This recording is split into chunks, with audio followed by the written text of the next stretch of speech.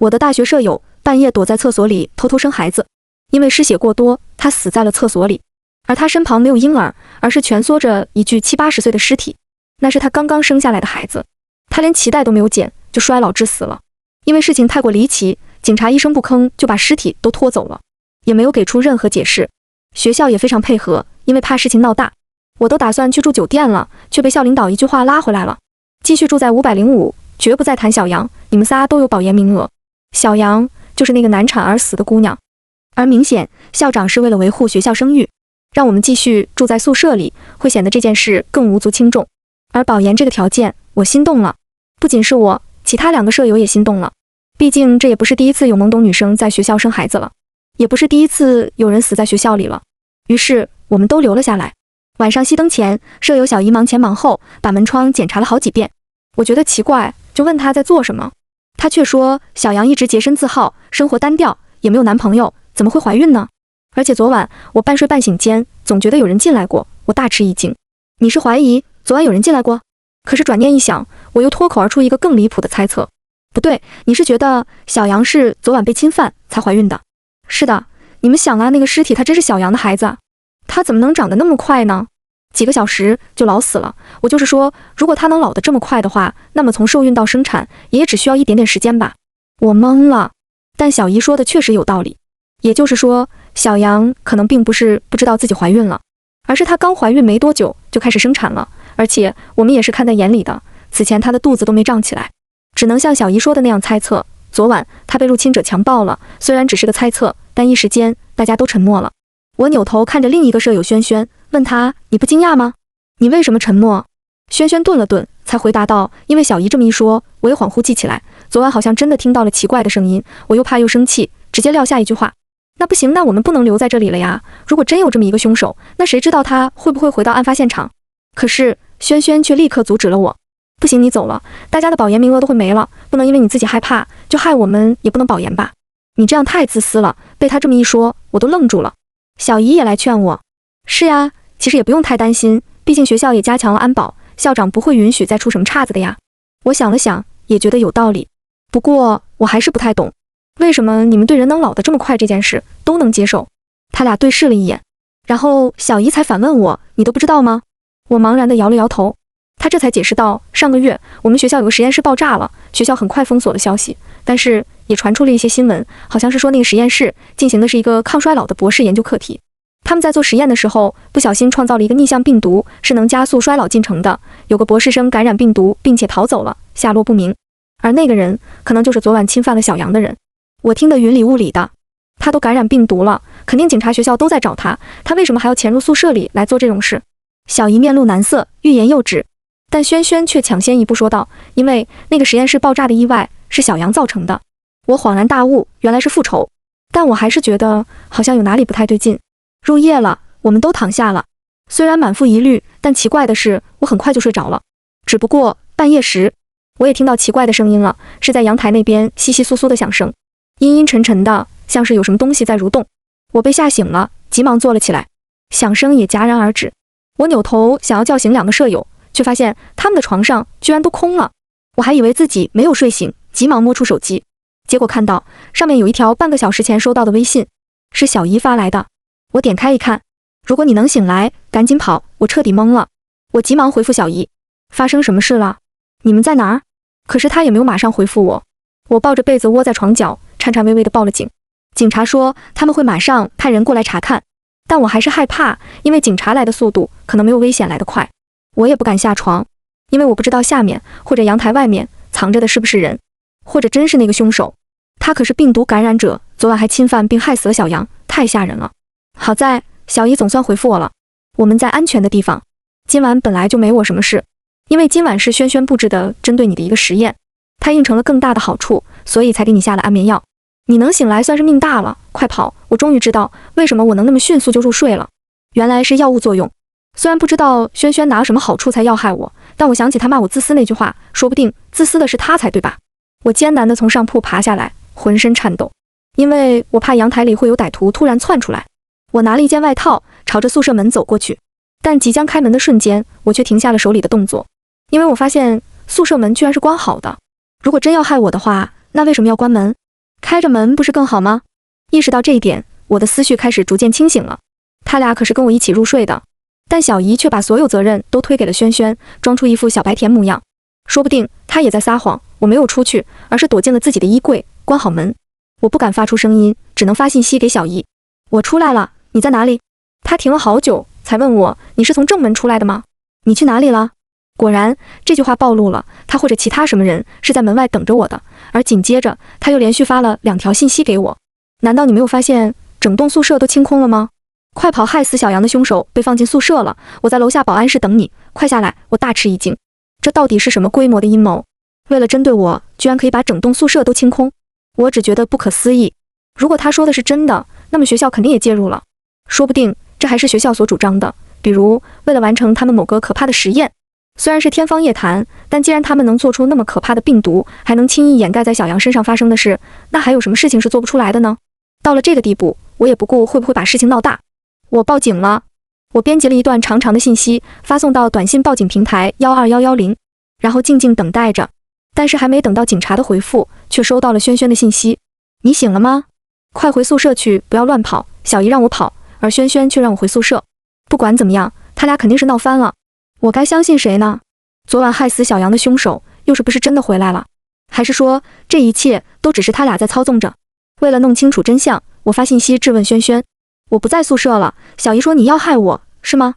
轩轩的回复倒是极快的：胡说，他才想要害你，我已经知道他身上到底发生什么事了，但是我不能直接告诉你，因为太匪夷所思了，你一定要相信我，千万不要离开这栋宿舍楼，如果可以，你回咱们宿舍去，你在里面绝对安全。这种糊里糊涂的说法，我怎么可能相信他呢？但是他下一句说的却是：小姨让你出去，是因为他在外面等你，他才是要害你的人，这跟我之前的猜想相契合了。而轩轩说这种话，不可能是空穴来风吧？他一定知道点什么，而且他也愿意说。我急忙追问轩轩：你最好说清楚，小姨为什么要害我？因为他可是说的明明白白的，说你是应承了学校更多的好处拿我来做实验，这也解释了为什么宿舍会被清空，不是吗？轩轩却告诉我说，才不是，根本就没学校什么事，这根本就不是你想象中的世界，那病毒是真实存在的吗？那么逆天的病毒甚至违反了能量守恒，是真的可以被研制出来吗？那个什么感染了病毒的凶手，为什么他自己不会直接老死，还能到处害人？一切其实根本不讲道理，甚至不是科学可以解释清楚的。所以你相信我，我正在想办法帮你，不然你试试最直接的办法，你报警，现在就报警，警察不会理你的，不信你就试试。我愣住了，然后立刻切出了聊天软件，果然没有新消息提示，110居然没有回复我。不可能的，这可是报警信息，无论怎么样他都应该会回复我才对。这只能说明轩轩说的没错，可是为什么会这样啊？轩轩所知道的真相到底是什么？难道这里并不是真实的世界吗？但即便如此，我还是跟轩轩说，你告诉我这里到底是怎么回事，不然我很难相信你啊。轩轩却以一种诡异的方式回复了我。如果是让你比较好接受的方式，那我只能说小姨死了，她不是人，是她在操控这一切，反正不要相信她就是了。我不解到发送了一连串的给她，毕竟我们都是大学生，我们很少相信鬼神之说的，而她却还是娓娓道来。是真的，今晚你睡着之后，小姨就率先出门了。我不知道她为什么突然偷偷走出去，明明今晚忙前忙后检查宿舍的也是她呀。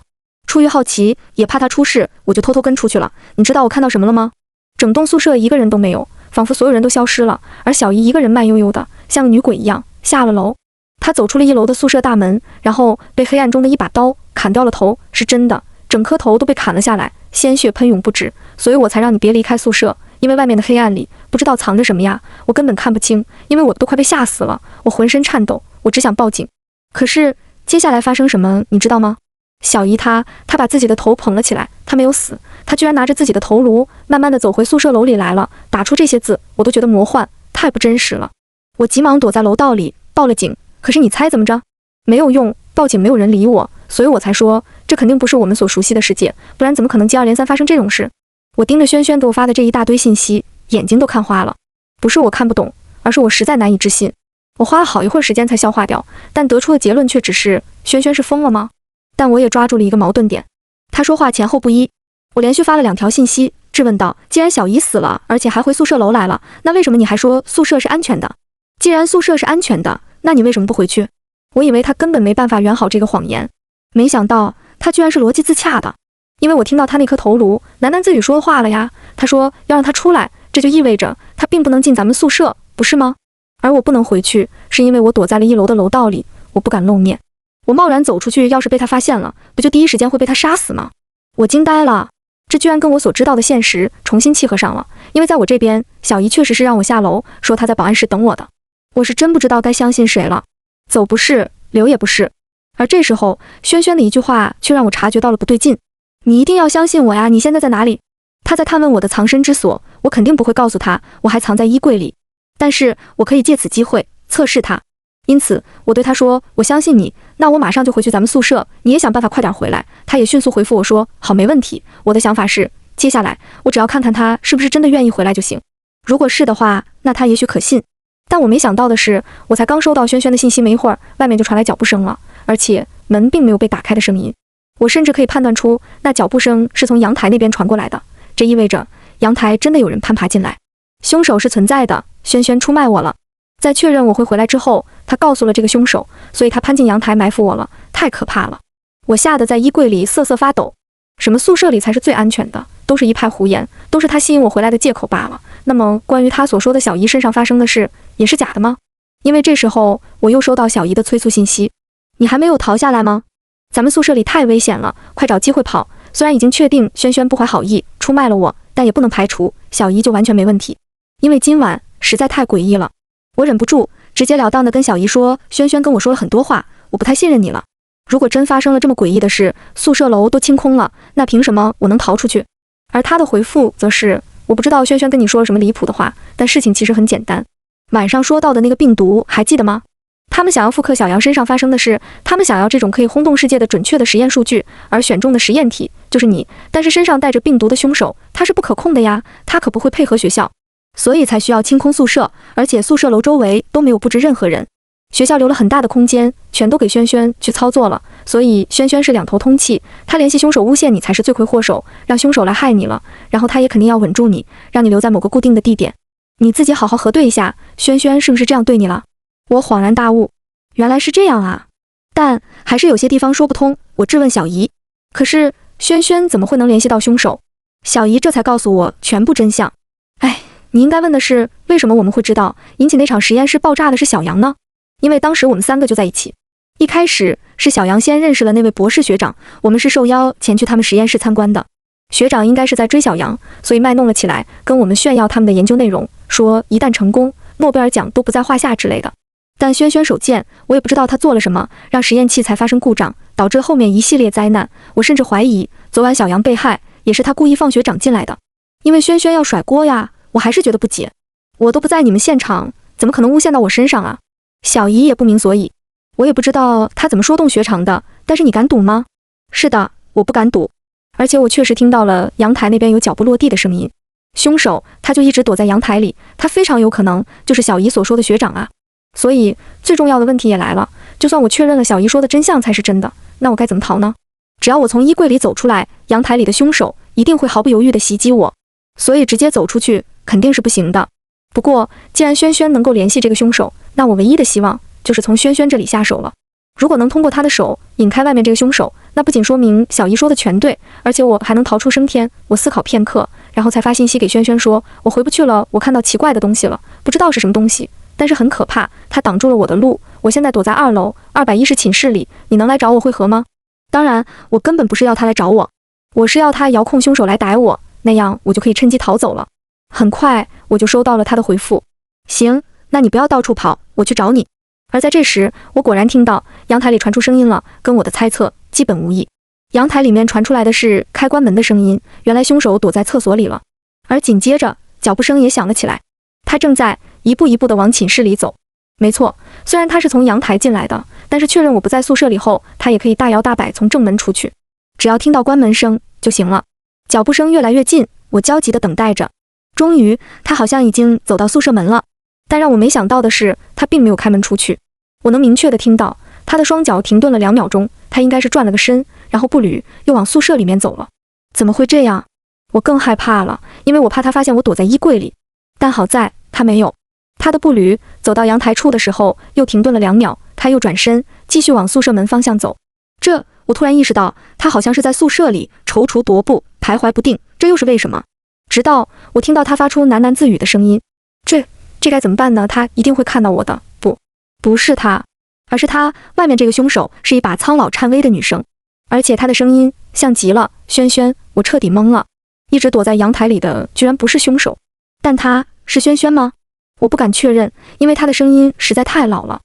但这也不是没有可能的，因为小杨生下来的孩子是真的一下子就变老了，那个可以导致衰老的病毒可能不是空穴来风。所以轩轩是被感染了病毒吗？我不知道，但我一时间也不知道该怎么做。他踱步了1-2分钟，又突然停了下来。我仍然没有听到开门关门的声音，这说明他仍然在宿舍里面。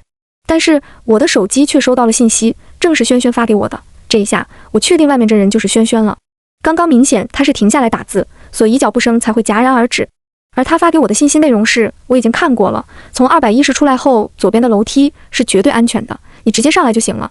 记住，回到宿舍后怎么也不要出去。这句看似为我好的话，真的画蛇添足。我怀疑我真出现在这宿舍里，可能就会被他弄死。这就再也不是我要不要出去的问题了。我想了想，悄无声息地按着屏幕，质问他：你为什么不过来找我？他踱步那么久，想出来的理由却异常可笑。因为你误会我了，我的出现只会让你更害怕。可是紧接着他又说：只要你别相信小姨就行了，她真的死了，不信你看这个。他居然发来了一张聊天截图，是他跟小姨的对话。其中他问小姨放过他可以吗？可是小姨却回答：那谁放过我了吗？我愣住了，我已经彻底迷糊了。小姨是真的要杀死我？那他说的一切都是在骗我了呀。可是轩轩这里又是怎么回事？他说的小姨被砍头这件事，难道也是真的吗？一会是急速变老，一会是被砍头之后还能继续活着，这一晚上到底发生什么事了呀？我仔细想了好一会儿，发现就算轩轩没有撒谎，那也解决不了任何问题，因为他只让我留在自己宿舍里。那之后呢？连警察都不理会我们，学校更是助纣为虐，我们该怎么办？想到这，我也发信息质问轩轩。但是你只让我回自己宿舍，请问这能解决什么问题？难道我就只能留在宿舍里等死吗？轩轩急忙回复我：不是的，你不会有事的，我保证你绝对不会有事。糟糕了，小姨她在四处找你了，我求求你了，你快点回宿舍去啊！而同时，我也听到门外他急得直像一只热锅上的蚂蚁，踱步声更加激烈。我甚至能想象到他坐立不安的模样。所以哪怕他说的话不是那么有说服力，我居然也觉得他有点可信。我急忙把这可怕的念头从脑子里赶了出去。我才不会轻易相信他，我绝不能轻易暴露自己。但现在还有什么办法能把他引出去吗？我想了想，顺着他说的话做了另一个尝试。我在2楼快来救我发出去之后，轩轩秒回了我几个信息：你碰到小姨了吗？你在哪里？具体位置？而我全当收不到，因为在我营造的假设中，我是陷入危险中了。怎么可能继续回信息呢？而外面的轩轩果然急了，我听到他的脚步声比之前都要急促，而这一次他竟然真的毫不犹豫就打开了宿舍门，伴随着关门的声音，我重重呼了一口气。他居然真的出去救我吗？可是事情总有些不对劲，他说的话太玄乎了，难道小姨真能变成恶鬼不成？如果是真的，那我该怎么逃？我继续躲在衣柜里，好好思考了一番。轩轩最后说道：小姨已经不满足于在楼下门卫室等我，而是要上楼找我。如果这是真的，那就意味着我有机会逃出去。最好的情况当然是他俩都没见到我，我就已经溜出去了。虽然不知道宿舍楼外面是什么情况，可是只要逃出去，肯定就会有希望的吧。所以我要确认的是小姨的动向。我切回跟小姨的对话框，打了一行字发出去：轩轩为什么会变老？他也想杀我吗？这条信息一定可以引起他的注意，因为我把轩轩的样貌描述出来了，这意味着我跟轩轩碰过面了。这应该是小姨最不想看到的局面吧。果然没多久，小姨就紧张地问我：是的，他跟学长是一伙的，可能他们出现矛盾，他也被感染了吧？这太危险了，你绝对不能跟他接触，我马上去帮你。你在哪里？太好了，他上当了，既然轩轩是往2楼去了，那么引他俩相见是最好的方法了。所以我又跟小姨说，我在2楼，在210里面躲着，我从窗外偷偷看到轩轩他在外面，他老得不像话，像个魔鬼，你能来接我吗？而接下来小姨再没有回复我信息了，我知道他一定也是冲着210去了。我立刻从衣柜里闯了出来，没做停留，我又冲向了宿舍大门。打开门，环顾四周，果然到处都是静悄悄的，整栋宿舍楼应该是真的已经被清空了，但也顾不上这么多了，我朝着楼梯方向小跑了过去。逃！当时我的脑子里只有这一个念头，如果幸运的话，他俩此刻会在2楼走廊里相遇，甚至厮杀，而我就能顺利逃脱了。但事情居然没有那么幸运，当我下到2楼的时候，扭头看了一眼走廊，这一眼让我魂都快丢了。因为迎面而来的居然就是小姨。只见她披头散发，脖子以下浑身血红，这正好印证了轩轩的说法，她的脑袋曾经被砍下来过。而见到我，她目露凶光，抬起手来就是一把锋利的匕首。她果然是要杀我呀！我吓得腿都软了，一时间都没反应过来，要转身逃跑。她就像一只恶鬼，冲着我飞奔了过来。可就在这时，她的身后一个更快的身影居然追上了她，是轩轩。他手里拿着一根棍子，一头敲在了小姨的头上，力度之大，把她的头像棒球一样打飞了好几米远。小姨因为失去了头颅，身体也侧向一旁倒了下去。我才看到拿着棍子的轩轩果然已经苍老得不像样了，而且他的腹部还有一个硕大的口子正在流血，明显是刚刚被小姨的匕首划伤了。我的双腿还没有恢复过来，轩轩已经拿着棍子摇摇晃晃朝我走过来了。我心里一惊，难道他也要杀我吗？不过我猜错了。他一边喘着大气，一边指着楼梯，用沙哑的声音朝我吼道：“上去回宿舍多好！”还没等我反应，他又转身去看小姨。我也惊呆了，失去头颅的小姨身体并没有失去行动能力，她在地上挣扎着爬了起来，然后朝她头颅的方向走了过去。她果然是厉鬼啊！快跑啊！轩轩又吼了我一句。我终于能够迈动双脚，转身上楼了，而轩轩也跟着上来。虽然他爬得很慢，但就小姨捡头颅的速度，肯定追不上我们。我率先回到了宿舍，但是我却并没有立刻把门关上。我隐隐觉得我必须让轩轩进来，不然之后怎么办呢？我仍旧什么都不知道，连怎么逃生都不知道，所以我在等他。可是轩轩远远看到我没有关门的时候，却又朝我吼道：“想什么呢？把门关上！”我愣了一下，他脚步蹒跚地冲了过来，砰一声。因为我们宿舍是外开门，所以他轻而易举就把门轰上了。我好几秒才反应过来，急忙问他：“你干什么？你为什么不进来？”我伸手要去开门，却发现他把门顶住了，严严实实的，我根本打不开。而紧接着，他苍老的声音也传了进来：“你要藏好，千万不能开门，他进不去的。”我异常不解，为什么？你怎么确定他进不来？而且今晚到底是怎么回事啊？你怎么突然就这么老了？真的有什么衰老病毒吗？轩轩咳了咳，才说道：“孩子，你放心，我会拦住他的，因为他也是我的孩子呀。”我愣住了，轩轩他在说什么？可是他也还在继续说着，乍一听像是毫无逻辑的话。你睡着的时候，我都弄清楚了，死掉的小杨是过去的我。如果一个人没有出生过，那他是不是等于直接老死了呢？至于轩轩他呀，他也是我犯的错，是我要赎罪的错。我就说了，你没办法接受的，对吧？如果离开这栋宿舍楼，那就真的彻底没救了。不过还好呀，还是回来了，没事的，我只是会流血而已，我没事的，你也一定没事哦。就算拼了命，我也会让你没事的，乖躲在里面不要出来。不知道为什么，听着轩轩温柔的话，我突然有点想流眼泪。